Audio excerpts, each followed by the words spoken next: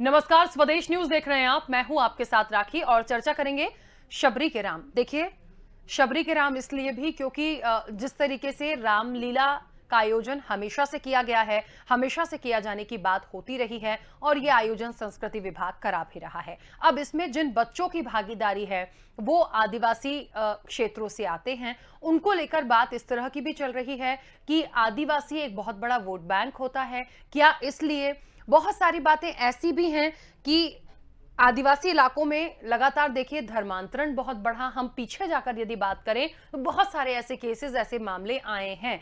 लेकिन क्या आदिवासियों को हिंदू ना माना जाए या फिर सबसे बड़ी बात श्री राम से ना जोड़ा जाए? इस तरह की जो बातें और ये आयोजन, इस पर अलग अलग लोगों ने अलग अलग अपनी बात रखी है। क्या है इसके पीछे, पहले सुन लेते हैं कि किसने क्या कुछ कहा है। देखिए, ऐसा नहीं है कि विशेषकर आदिवासी क्षेत्रों में ही रामलीला निरंतर इस देश में होती ही आई है और संस्कृति विभाग इसका आयोजन निरंतर करता ही आया है। इस बार जनजाति क्षेत्र के बच्चों को भी अभिनय के लिए इसमें चुना गया। ये एनजीओ को विभाग इसका प्रशिक्षण कर रहा है, बच्चों को बुलाकर। जो नेहरू युवा केंद्र हमारा सब जिलों में व्याप्त है, वहीं से बच्चों का चयन हुआ है और विभाग उनको प्रशिक्षण कर रहा है। जानकारी मिली है कि संस्कृति विभाग मध्य प्रदेश शासन आदिवासियों में राम जी को जानकारी देने के लिए रामलीलाएं करेगा। बड़े आश्चर्य की बात है। पर्यटन मंत्री जी का भी बयान आया है। मेरा ये मानना है कि भारतीय जनता पार्टी भले ही राम जी को अपनी सुविधा के हिसाब से याद करती हो, लेकिन आदिवासी समाज हमारा, चाहे मध्य प्रदेश का हो, चाहे हिंदुस्तान का हो, देश का हो, उसके तो आराध्य राम जी, उनके तो दिल में राम जी बसते हैं। तो उनके बारे में बताना, मैं समझता हूं ये केवल एक राजनीतिक सोच हो सकती है। बकाया राम जी सर्वव्यापी हैं और सबके दिलों में बसे हैं। अलग से उनको पहचान की जरूरत है नहीं। अरे देश में आपकी सरकार है, मध्य प्रदेश में आपकी सरकार है, यदि कोई देशद्रोही ऐसा काम कर रहा है तो उसको सजा दिलवाइए, उस पर कार्रवाई कीजिए। मतलब ये कैसी सरकार है आपकी, कैसी बोनी सरकार है? क्या इतनी असहाय सरकार आपकी कि कोई देशद्रोही इस तरह का दुष्प्रचार कर रहा है और आप नाकामयाब हैं और आप रामलीला से उसको जोड़ने का काम कर रहे हैं? और यदि कोई गलत इस तरह का प्रचार कर रहा है तो उस पर कड़ी कार्रवाई कीजिए। कानून आपका, सरकार आपकी।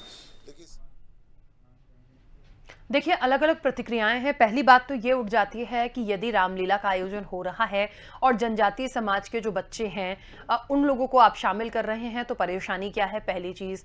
दूसरी चीज ये कि क्या प्रभु श्री राम को अब लोगों तक पहुंचाना है, खासतौर पर आदिवासी लोगों को बताना है कि वो कौन है? क्या उन्हें नहीं पता? और सबसे बड़ी बात, जो इस तरह की बातें कर रहे हैं, क्या उन्हें भी नहीं पता प्रभु श्री राम जब वनवास पर थे वो कहां कहां से कैसे कैसे निकले, शबरी के जूठे बेर खाए, इतनी तमाम चीजें, ये बहुत प्राचीन और पहले की इतिहास की बातें हो गई हैं, सब जानते हैं। उसको भी गेन करके राजनीति में लाना ये कितना सही है? इस पर हम विस्तार से चर्चा करेंगे। कई सारे मेहमान हमारे साथ जुड़े हैं। सबसे पहले आपका परिचय करा दें। कांग्रेस प्रवक्ता विवियन खोंगल जी हमारे साथ हैं। विवियन जी, बहुत स्वागत चर्चा में शामिल होने के लिए। भारतीय जनता पार्टी का पक्ष रखने के लिए राजू मालवी जी हमारे साथ जुड़ी हैं। राजू मालवी जी, आपका भी बहुत स्वागत है। फोन लाइन पर हैं राजू मालवी जी। और राजनीतिक विश्लेषक के रूप में संजय सोनी जी हमारे साथ जुड़े हैं। संजय सोनी जी, आपका भी बहुत स्वागत है। चर्चा की शुरुआत में सबसे पहले राजू मालवी जी आपसे करना चाहती हूं। जिस तरीके से रामलीला का आयोजन होना है, जनजातीय बच्चों को इस बार उनकी भागीदारी होगी, क्या मैसेज उनको ऐसे ही लाना या इसके पीछे मकसद है? जो बात सामने निकल कर आ रही है कि आदिवासी क्षेत्रों में खास तौर पर प्रभु राम की बात को पहुंचाना, या ये कह दें कि क्या आदिवासियों को गैर हिंदू बनाने की कोई साजिश है? पिछला इतिहास निकाल कर देखें तो मकसद क्या है, वो जानना चाहते हैं। देखिए राखी जी, मेरा मानना यह है कि हर चीज को यदि आप राजनीति से जोड़ के देखेंगे तो ये सोच ठीक नहीं है। भारत के प्राण है राम, भारत का मान है राम, भारत के स्वाभिमान है राम।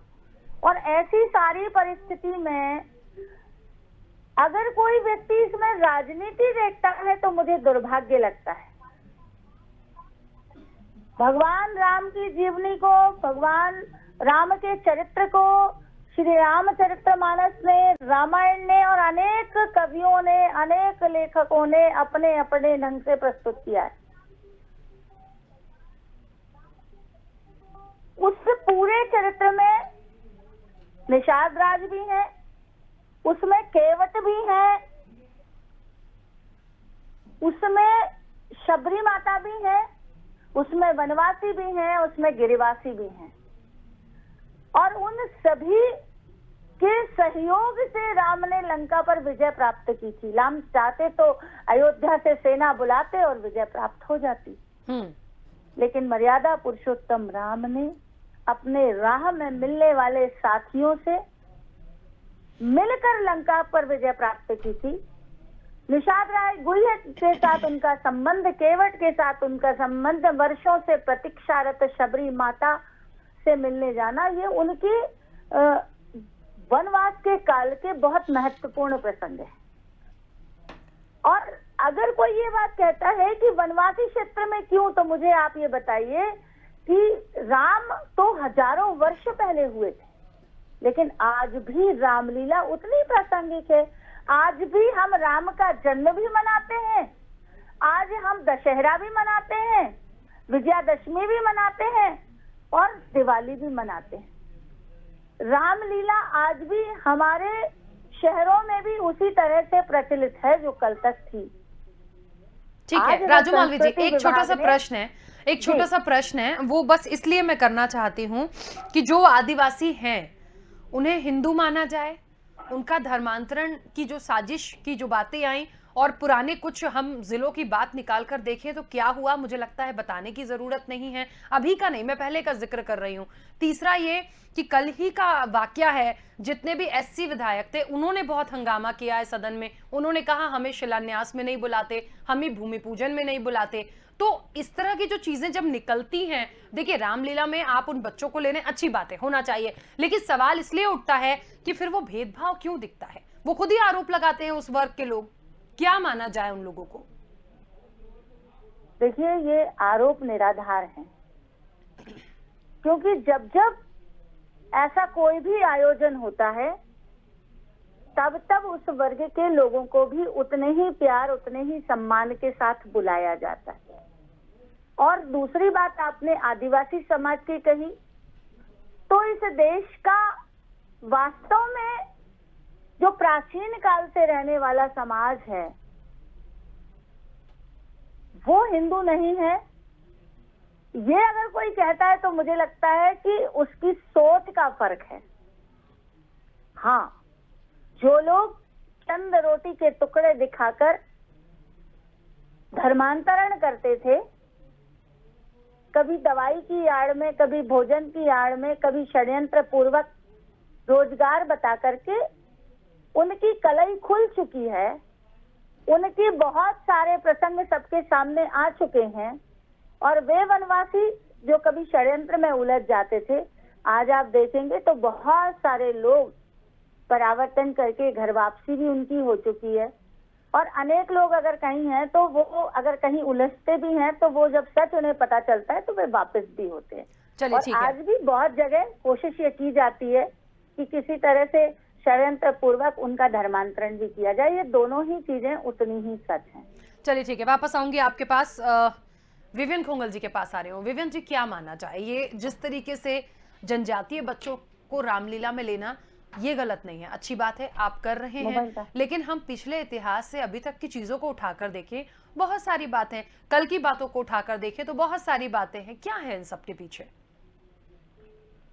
सभी दर्शकों को और खासतौर से हमारे जो धर्म प्रेमी हमारे बंधु आज आपका चैनल देख रहे हैं, उनको मैं ये कहना चाहता हूँ कि जब भी धर्म और राजनीति को एक साथ मिलाया जाएगा समाज के अंदर, तो धर्म का पतन कुछ इस प्रकार होगा कि जो महिला मंत्री हमारी अभी हाल ही में कुछ दिनों पहले जंगली क्षेत्र के अंदर अवैध उत्खनन करने वाली गाड़ी को अपने 15-20 गुंडों के साथ में पहुंचकर एक उस गाड़ी को जेसीबी और डंपर को छुड़वा के ले आती हैं, और जो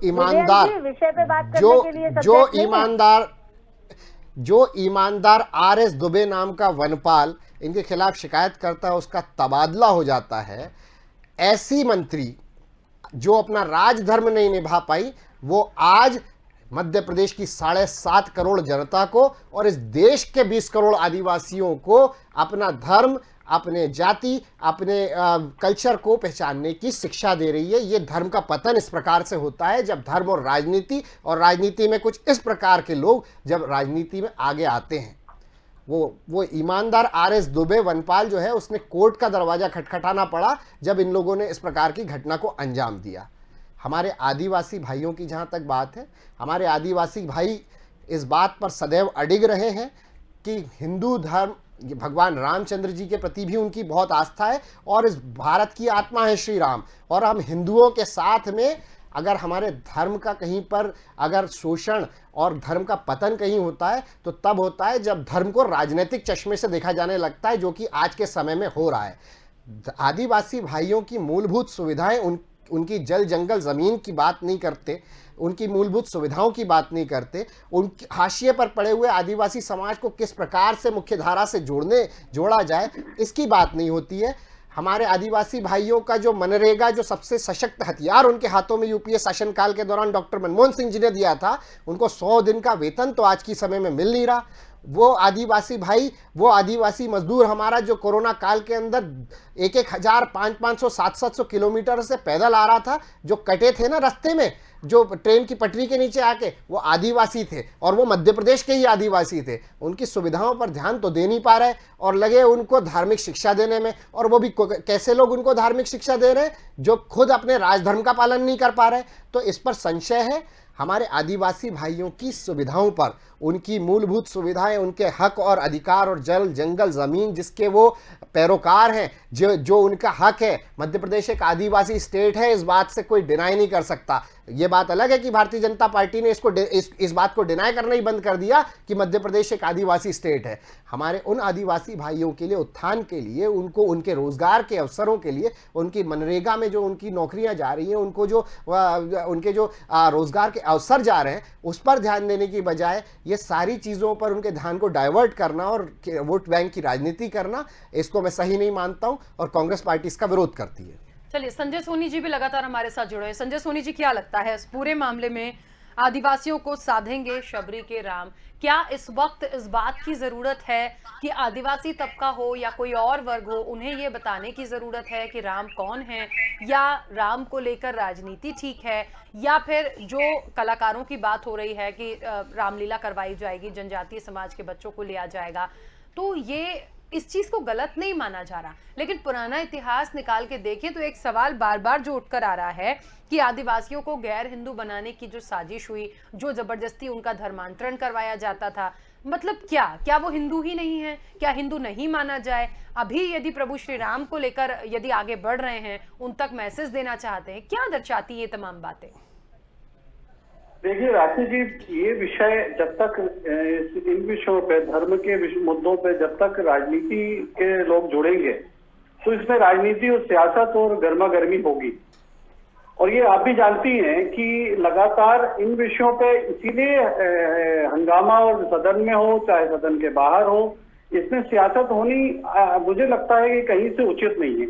क्योंकि उसका कारण है कि राम किसके हैं ये कहने की आवश्यकता किसी को नहीं है, ना बीजेपी को ना कांग्रेस को। और मैं समझता हूं कि राम तो अनादि और अंत हैं। जब हम ये देख रहे हैं कि राम के चरित्र को कौन नहीं जानता। अगर आदिवासी समाज में बात की जाए तो अगर ये कोई कहे कि आदिवासियों को नहीं मालूम, तो आप उनको थोड़ा पुरातन काल में ले जाइए कि जब आज तक आदिवासी क्षेत्रों में राम के चरित्र को रामायण के जरिए, रामलीला के जरिए प्रस्तुत किया जाता रहा है और अभी जाता रहा है, आगे भी होगा। क्योंकि आप जानती हैं बहुत अच्छे से कि रामलीला शहरों में कम होते जा रही है। जहां पुरातन काल से रामलीला होती थी वहां भी कम होते जा रही हैं, और कोरोना काल में तो कई जगह इस बार रामायण का पाठ होके रामलीला को समाप्त कर दिया गया। तो अब रामलीला को कहना ये तो बहुत आसान है कि राम के साथ क्या हुआ क्या नहीं हुआ, मगर ये सच है। आप पुराने वक्ताओं ने भी कहा कि राम जी ने तो सबको लेके चले।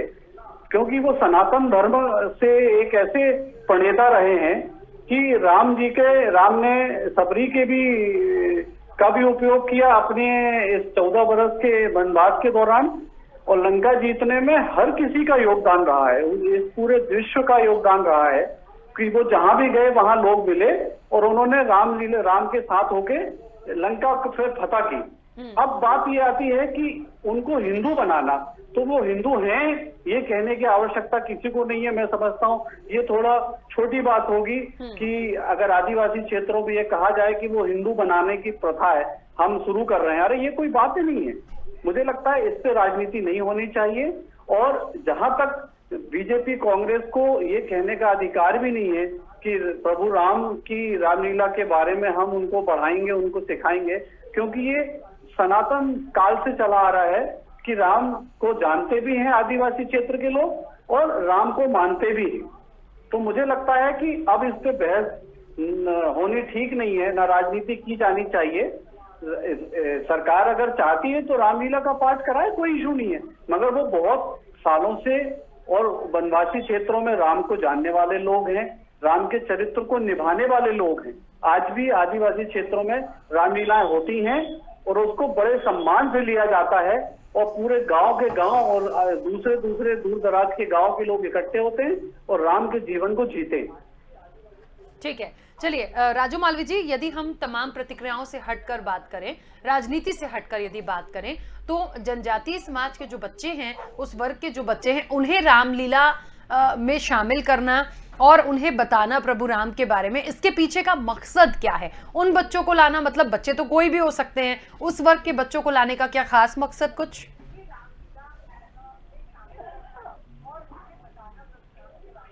राखी जी, पहले तो मैं विवियन जी की बात का जवाब दे दूं। जी, इन्होंने अभी कहा, जिस ढंग से जो बात कर रहे थे, पहले तो विषयांतर हो रहा था, विषयांतर करके बात कर रहे थे, और उसके बाद उन्होंने कहा कि मैं तो इस रामलीला का विरोध करता हूं। तो हाँ, हमें आपसे यही उम्मीद है, जो सुप्रीम कोर्ट में ये हलफनामा प्रस्तुत करते हैं कि भगवान राम का अस्तित्व था या नहीं था, वो लोग तो विरोध करेंगे, उन्हें विरोध करना उनका जायज है, क्योंकि मुझे ही नहीं पता ऐसा मैंने कब कह दिया। पर प्रश्न चिन्ह लगाते थे, वो लोग से क्या अपेक्षा की जा सकती है?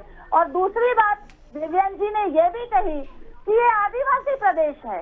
हाँ, ये आदिवासी प्रदेश है, और आदिवासियों के हक को किसी ने मारा था तो विवियन जी याद कर लीजिए कि शिव भानु सिंह सोलंकी जी के ज्यादा मत होने के बावजूद आपके ही दल ने अर्जुन सिंह जी को मुख्यमंत्री बनाकर प्रदेश के आदिवासी समाज का हक मारा था।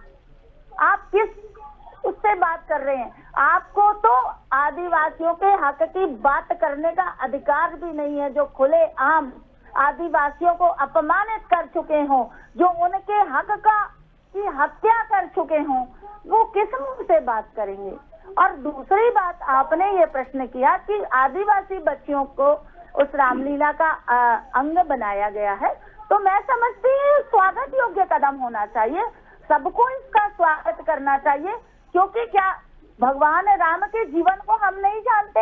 हम सब जानते हैं। उसके बाद निरंतर सुंदरकांड करते हैं, हर मंगलवार को सुंदरकांड करते हैं, अखंड रामायण का पाठ करते हैं, रामलीलाएं करते हैं, हर वर्ष दशहरे के दिन रावण को जलाते हैं, रामनवमी के दिन भगवान राम का जन्म करते हैं, राम विवाह के दिन राम विवाह किया जाता है। और यह बात अगर संस्कृति विभाग ने रामायण के मंचन करने का निर्णय लिया तो ये प्रदेश के सौभाग्य का विषय है, प्रदेश के लिए स्वागत योग्य विषय है।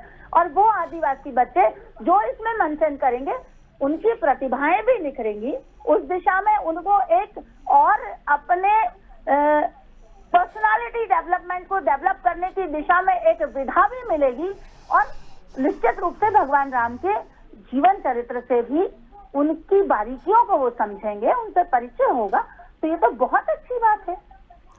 देखिए, हमेशा से ये बातें निकलती आई हैं कि वोट बैंक की राजनीति आदिवासी वर्ग को साधने के लिए होता है, कोई भी पार्टी करे, कोई भी राजनीतिक दल करे, पर मुझे ऐसा लगता है व्यक्तिगत तौर पर कि किसी भी वर्ग को साधने की जरूरत नहीं है। यदि आप विकास करेंगे, उनको समझेंगे, उस क्षेत्र का जनप्रतिनिधि उन्हें समझेगा, तो आपको किसी को साधने की जरूरत नहीं है। उनके लिए आप सोचेंगे क्योंकि वो आपके लिए चुनते हैं, आपको समझते हैं, तो कभी ऐसी राजनीति करनी ही नहीं पड़ेगी। बहरहाल विवियन जी, बहुत सारी बातें क्योंकि उन्होंने रखी हैं, अपनी बात रखिएगा। देखिए मैंने जो बात कही है वो राजनीति से जुड़ी हुई है और आदिवासी बच्चों के मंचन को लेकर यदि कहीं पर राजनीति की जाएगी और वो भी ऐसे लोग राजनीति करेंगे जिन्हें अधिकार नहीं है, तो हम उसका विरोध करेंगे। ये बात मैंने कही थी। हालांकि मैंने कहा ये ऐसी बात नहीं कही है कि सीता माता टेस्ट ट्यूब बेबी है, जो इनके स्वयं के पार्टी के मुख्यमंत्री जो है त्रिपुरा के, वो कहते आए हैं। विप्लव देव जी ने कही थी कि सीता माता टेस्ट ट्यूब बेबी थी, और हनुमान जी दलित थे, ये यूपी के मुख्यमंत्री कह रहे हैं। तब इन लोगों को कोई आपत्ति नहीं होती, लेकिन कांग्रेस के प्रवक्ता जब राजनीति, धर्म के नाम पर राजनीति करने का विरोध करते हैं तो हमेशा आपत्ति की जाती है। आपत्ति होगी ना, सुप्रीम कोर्ट में हलफनामा आप प्रस्तुत करते हो। सीता माता को टेस्ट ट्यूब बेबी जब कहा गया था तब आपको आपत्ति हुई थी मैम? भगवान राम के सेतु पर, राम सेतु पर उपस्थिति नाम बहन जी, जब लगाते हो, सीता माता तो को आपत्ति होगी। टेस्ट ट्यूब बेबी कहा गया था, आपको आपत्ति हुई थी? जब हनुमान जी को दलित योगी आदित्यनाथ ने कहा था तब आपको आपत्ति हुई थी? हम लोगों को तो कड़ी आपत्ति हुई थी। हमारे आराध्य देव के बारे में इस प्रकार की बात की जाएगी, हमें निश्चित रूप से आपत्ति होगी। ये हलफनामे की बात छोड़ दीजिए, जिसने हलफनामा दिया उससे। हलफनामे की बात छोड़िए, आपकी पार्टी के लीडर थे वो। मैं कांग्रेस का स्पोक्सपर्सन हूँ, कांग्रेस पार्टी की तरफ से बात कर रहा हूँ। कांग्रेस पार्टी ने ऐसा कोई हलफनामा नहीं दिया। अनर्गल आरोप लगाना, ये सब भाजपा के उन लोगों से जाके बोलिए जो टेस्ट ट्यूब बेबी बोल रहे हैं, भारतीय जनता पार्टी के। आप तो भगवान राम के अस्तित्व को स्वीकार नहीं करने वाले लोग हैं। मैं बालाघाट से बिलोंग करता हूँ, प्योर आदिवासी बेल्ट के आदिवासी क्षेत्र से मुझे शिवभानु सिंह सोलंकी जी आप के इस साथ बात को क्या किया समझने का प्रयास कीजिए कि आदिवासी समाज के अंदर प्रभु श्री राम के प्रति आस्था भी है और कई और, लेकिन उनके मन में ये विचार अवश्य है। जी ने गलत किया था, आपके दिग्विजय सिंह जी उसमें भूमिका निभा रहे थे, आप कंडेम करिए, तो मुझे लगेगा कि आप आदिवासी समाज का सहयोग करने वाले लोग हैं।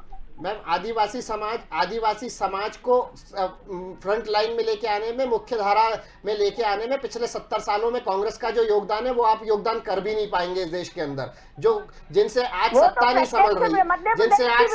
संभल रही, देश की, 100 रुपए पे पेट्रोल जा रहा है, 100 रुपए पे पेट्रोल जा रहा है, जो एक एक करके देश की संपत्तियों को बेच रहे हैं। आप लोग के आदिवासियों का, अरे पहले आम जनता की तो चलिए, मुझे लगता है एक एक करके बोलेंगे तो अच्छा होगा, प्लीज। तो पहले देश की संपत्ति तो बचा लीजिए। अडानी और अंबानी को तो संपत्तियां बेच रहे हैं, ठीक है। लगे आदिवासियों का उत्थान करने। विषय पर आ जाए, हम विषय पर आ जाए। क्यों भागते हो? विषय पे बात करो ना। चलिए, देखिए समय की सीमा है, प्लीज अपने अपने विषय पर एक एक करके बात करिए। देखिए, आदिवासियों में बहुत 100% आदिवासियों में भगवान श्री रामचंद्र की और अन्य हिंदू देवी देवताओं की, भगवान भोलेनाथ की भी कहीं ना कहीं, उनके जो बड़ा देव जो हैं आदिवासियों के पूज्य देव, उनसे भी कहीं ना कहीं भगवान भोलेनाथ के कुछ विषय जो हैं वो मिलते जुलते उनकी प्रॉपर्टीज हैं। लेकिन आप इस बात को भी समझिए कि कुछ आदिवासी समाज के 19 ऐसे आदिवासी संगठन हैं जो कि दिल्ली के रामलीला मैदान में जब जमा हुए और सुप्रीम कोर्ट में उन्होंने हलफनामा दिया कि हमारा एक आदिवासियों का जनगणना के अंदर एक अलग कॉलम होना चाहिए।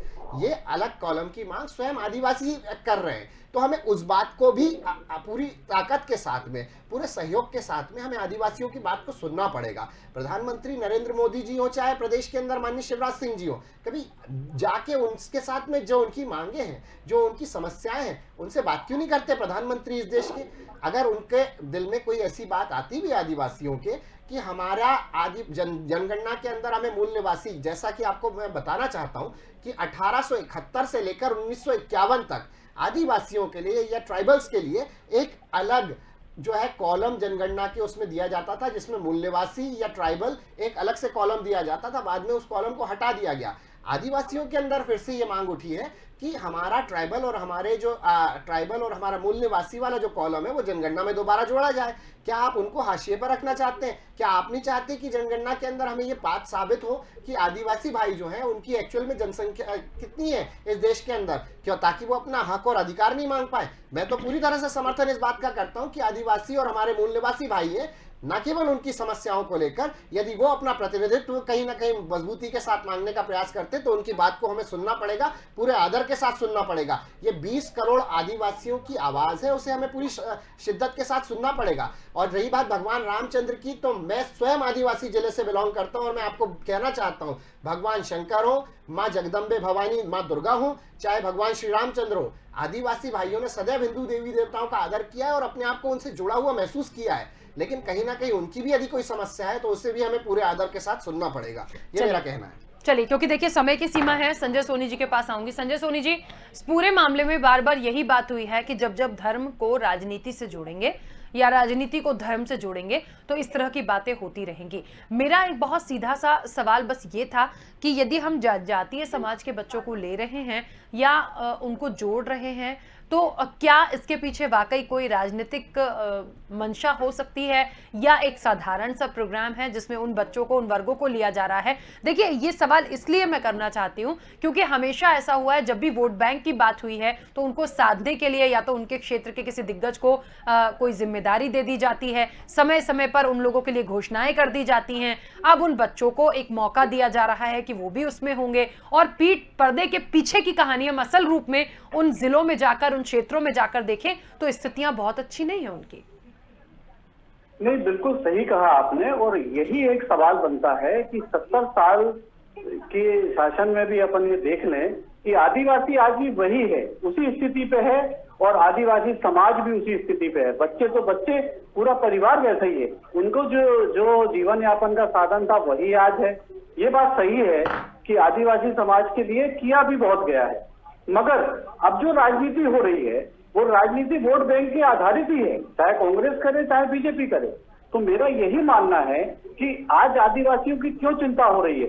आप देखिए उठा के कि आज देश हो या प्रदेश की राजनीति में आदिवासी और किसान केंद्रित है, क्योंकि हर कोई ये जानता है कि आदिवासी पूरे देश में किस तादाद में है और उनका वोट बैंक का प्रतिशत क्या है।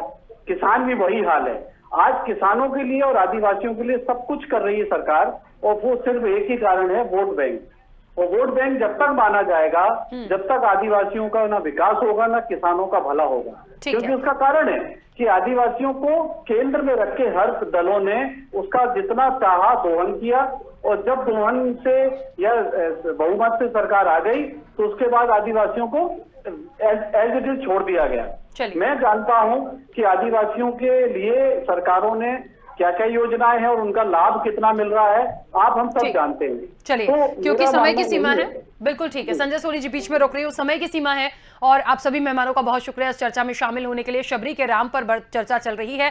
देखिए, बात वोट बैंक की है या फिर आप उन क्षेत्रों में ये बताना चाहते हैं कि प्रभु श्री राम कौन है, और नाम पर, प्रभु श्री राम के नाम पर राजनीति तो किसी को भी नहीं करनी चाहिए, चाहे बीजेपी हो, चाहे कांग्रेस हो, चाहे तीसरा कोई दल हो। बात सिर्फ इतनी सी है कि प्रभु श्री राम को तो सभी जानते हैं, और जिस तरह की प्रतिक्रियाएं आई हैं निश्चित तौर पर वो कहीं ना कहीं राजनीतिक ही हैं, इसलिए उसे उस तरह से ही देखा जाएगा। फिलहाल इस चर्चा में इतना ही, दीजिए इजाजत, नमस्कार।